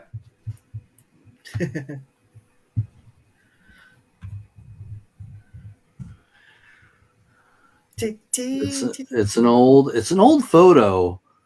And I was looking at his photos. So, Dan, what do you think about a haunted black Ford Capri here in the UK? I've heard of that one. You've not heard about that one? Oh, do you know, I hate that sounds Capri. Interesting. I hate Capri cars with a vengeance. They're horrible. You used to have to put the bag of cement in the back to stop them. That's right. Stop them spinning out of control. Yeah, and somebody had a haunted one, and it was in the Sun newspaper, and they were talking about it for ages. Would you? Here's a question for you guys: if you had were given the opportunity to buy a haunted vehicle, would you? Yeah. No. Yeah. I've got a haunted house. That's enough. I would have a haunted vehicle. If I had somewhere safe to keep it, I'd probably put it on permanent loan to a museum with a proviso that we can go and investigate it whenever we want. But yes. Would you, Ross? Oh, yeah. No, I wouldn't. No, because I have a haunted house and some really bad stuff happens in my house that I can't control. What? You didn't tell me this. And I stayed there. Yeah, I know. I wanted you to just see if anything happened. But you get things... You put my life in danger? No. You get things thrown at you mysteriously in the house. That's handy. And it's thrown quite hard, and I'm the only one in the house, and it's not the cats. And then you hear footsteps running up and down the stairs, and it's not the cats. And then you see the shadow of, I've seen it from the belly up of a man. I haven't seen his head, though. Sort of his torso part. I've seen that much of him. And Dan's witnessed something in the garden. Yeah, that was so odd. It's not just in the house. It's outside of the house as well. That was odd.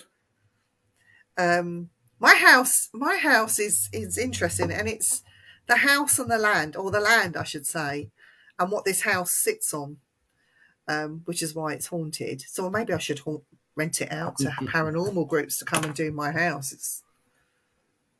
But then if they let the cats out, I'd get upset. So maybe not. we have things fall off the wall and you hear them crashing in the hallway.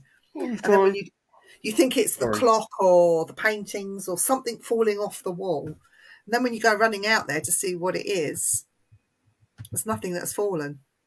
Huh. Yeah. Trying to see. USS Aldrich. Aldrich experiment. I don't know that one, I don't think. All right. So I sent it to you, Viv. Can you share it?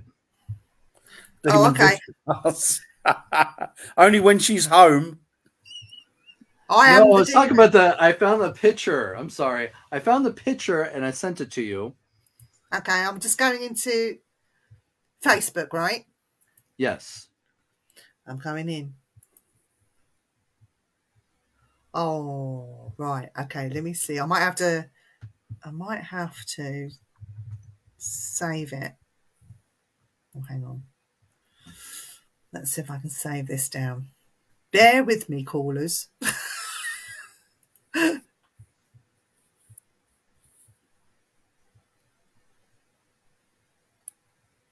Okay. And then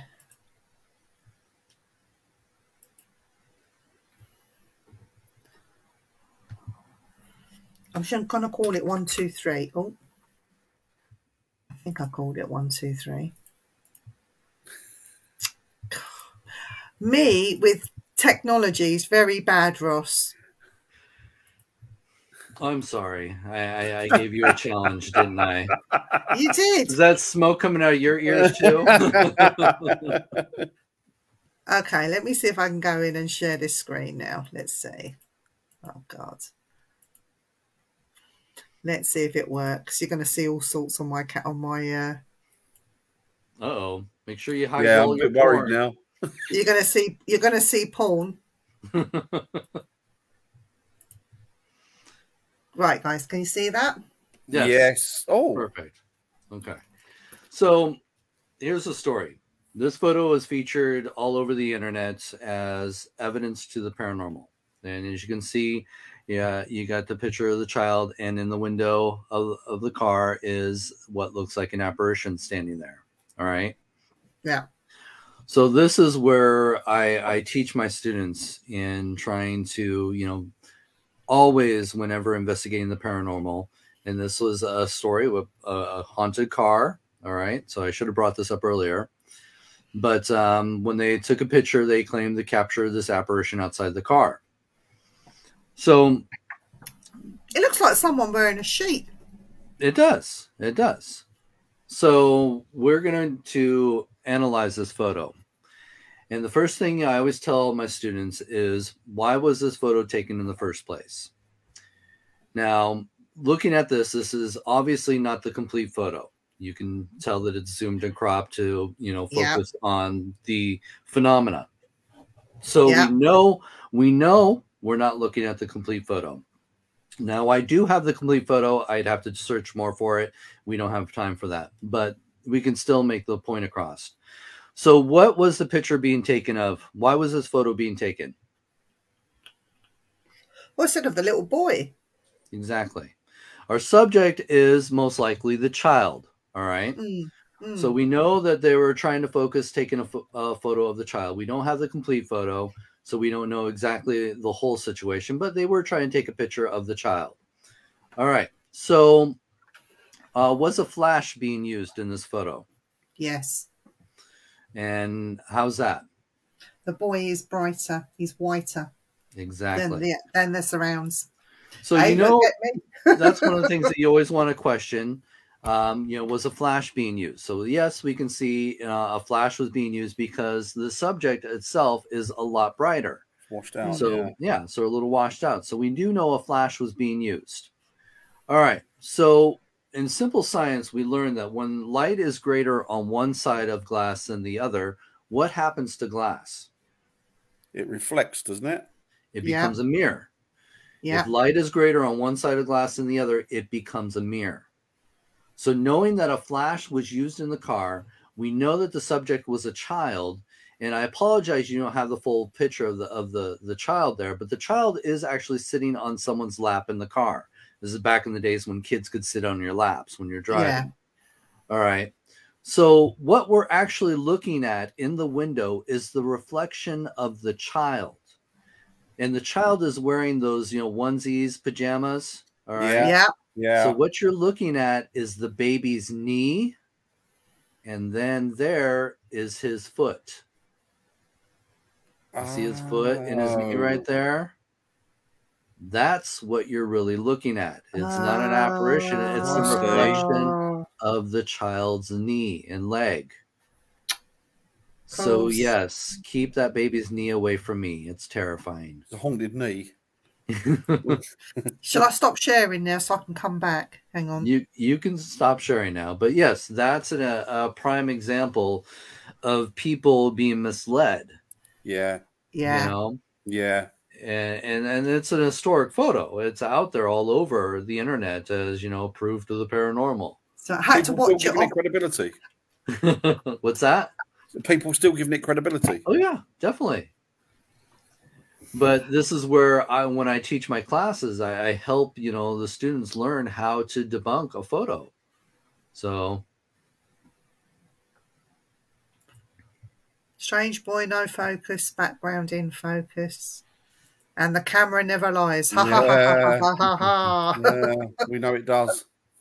Get me getting those questions right, Dan. Are you impressed? I'm impressed.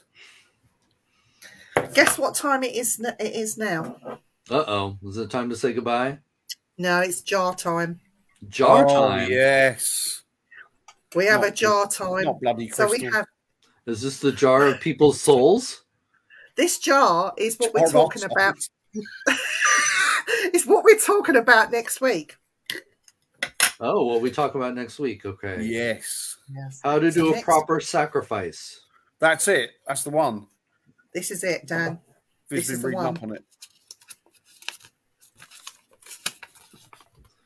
The boogeyman. Boogeyman. This is going to be a good one. And by the boogeyman, we don't want fungus, the bogeyman, Yeah, that's an interesting one. No, it's great that you guys do a random selection of what the next subject will be. That's cool. The week before, it was a difficult one, wasn't it? Crystals in the paranormal. But we did it. But we did it because we learn ourselves as we're going along. Oh God, what's this saying? Don't give. Oh, for the sacrifices. Bogeyman. Is it better to do a virgin sacrifice or just a sacrifice, an animal sacrifice? Good luck with finding a virgin around our way. Yeah, there's no virgins around here. The dirty biatches. No, I just think just grab someone you don't like. There you go. Anyone you don't like, they'll do. Doesn't matter who they are, where they're from. If you don't like them, it's fine. Just make sure your knives are blunt. I like it. Because that way they can feel every slash and charming. And yeah, so they can feel charming. If your knives are too sharp, they don't feel a thing. It's just a little bit of a sting, right? Yeah, I'm a bit worried about you, Viv. You're like the female Ed Gein. You want them to feel it. She's been planning this. Oh my God.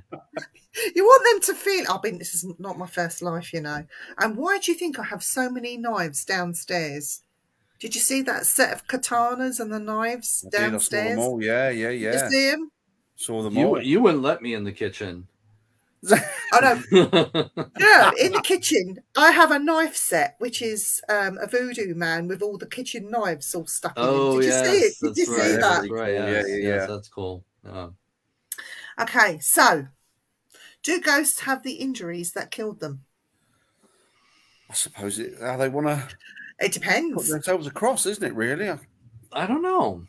Well, Pete, they have seen headless ghosts. But then they've seen that the ghost of the person with the head on in a different place. Maybe it's how they want to portray themselves. I've heard stories where ghosts can appear at any age throughout their life. Yes. So is that really a haunting, or is that residual energy? Well, yeah. Seeing parts of their lives play out. When I come back, when I come back, I'm coming back as Viv in her late teens, early 20s when I was a model. And I'm going to do some wicked things to people, seriously. I'm going to be slapping and punching people. You sure you're not going to just appear at the foot of their bed saying, see, you could have had all this. You could have had all this when I was alive. What's it, Adamant? You could have had this. That person has had a burnt face. Yeah. They could be trying to put a message across. Or But see, I wonder, though, in situations where you're dealing with somebody who's psychic or a medium, in situations like that, is it more of a psychic image that they're picking up rather than what they're truly projecting? You know, see, again, there's always going to be more questions than there are answers. So yeah. I'm not sure. You know, there's still so many gray areas when it comes to investigating the paranormal. So all ghosts should be naked because clothes are earthbound. Yeah. That's a new slant on your naked experiment. Well, I've done ghost. The thing is, when I teach my classes, and I do this a lot when I do my lectures as well, is when I ask people to close their eyes and picture themselves in a room, I always ask, do you see yourself naked? And most people will say, you know, no, we don't see ourselves naked. You know, we see ourselves clothed. We don't usually like to see ourselves naked. Unless it's Viv in front of the mirror all the time. Yes. Don't look at what you could have had. And so that would explain in a lot of situations that what we believe is possibly going on is how we see ourselves, is how we project ourselves as a ghost. Yeah. So in most cases, too, when people do see apparitions, they're usually missing their legs or their feet. And so when I do that experiment, and this is, you know, in front of thousands of people, I always ask, do you see your complete self? And most people will say no. They think of themselves from their torso on up. They don't think of their legs or their feet. Yeah. So this could also explain why a lot of times when people see apparitions, they don't see their complete self. That's true. Yeah. See, I've got this theory as well. I think, I mean, it's probably lots of people got the same idea, I'm sure, but I think that when we see spirit or an energy, I think that that's an image that's projected into our mind from them. And that's so very it acts possible. like a projector. So whatever they want us to see, we can see it. And that can explain situations where a group of people can be in a room and half the group will see an apparition and the other half won't, even though they're all looking in the same direction. Exactly. Yeah. Exactly. So there is possible manipulation to the mind itself. Yeah. Yeah. I mean, if they're dealing with you as a spirit, if they're dealing with your spirit, then they're dealing with your mind, aren't they? Mm-hmm. You know. Do you think it's the same with the cars and the vehicles? Like, you're seeing the actual ghost of a car pootling past. Some people will see it, some people won't. Some people see it every year. Some people go to that spot on the year that the time when it's supposed to happen at this yearly haunting, and they could be there all night and nothing happens. So again, it's like, is it a projection of some of them seeing? And that's the thing, that we have to have a better understanding of psychic phenomena as well. Yeah. You know, we still are just scratching the surface when it comes to psychic phenomena. Because again, we're still lacking the science to validate these experiences. We are going on faith and our own belief system, our own bias when it comes to what we want to believe when it comes to psychic, you know, and mediums. Yeah. So, you know, for me, that's the challenge in this field is, you know, how can we validate these experiences that people do have, and very credible people have these experiences. But right now we can't, you know, prove a lot of this stuff. We're still, you know, trying to get that information that's out there. Science is getting there. It's getting there. Well, I hope it is. And I hope that, you know, me and Chad are, you know, going to come up with some more information to put it out there for you guys. There seems to be an awful lot more surgeons and doctors that kind of go along with the idea that there's a possibility that there could be something outside of the human body, an existence, guys, if you like. guys, we got a minute left, so okay, we are going to have to wrap this up. There's lots of messages coming in. We'll get back to you after. But what I'm going to say is thank you, Ross, for coming on. Yeah, thank you, mate. That's really. If you want to come on next week and talk about bogeymen with us, then you're more than welcome. But we are on tomorrow. We do have a guest on Simply Spooky. We have a alien well, I can't even say the word, Dan. Can you say it? Is that the alien abductions? Yeah, isn't that the bounty hunter guy? He's a bounty hunter. Very interesting. So he's credible. He'll be on tomorrow on Simply Spooky, but we will be back next Tuesday at 7 o'clock on the Things Network with Ross. Maybe you never know if we can chat him up. Possibly. I'm supposed to be on the road. I'm supposed to be in California, so. He'll be enjoying himself. Yeah. Well, we'll see you next week, guys. Yeah, thank you, everybody. Thanks, Ross. Thanks, guys. So stay safe.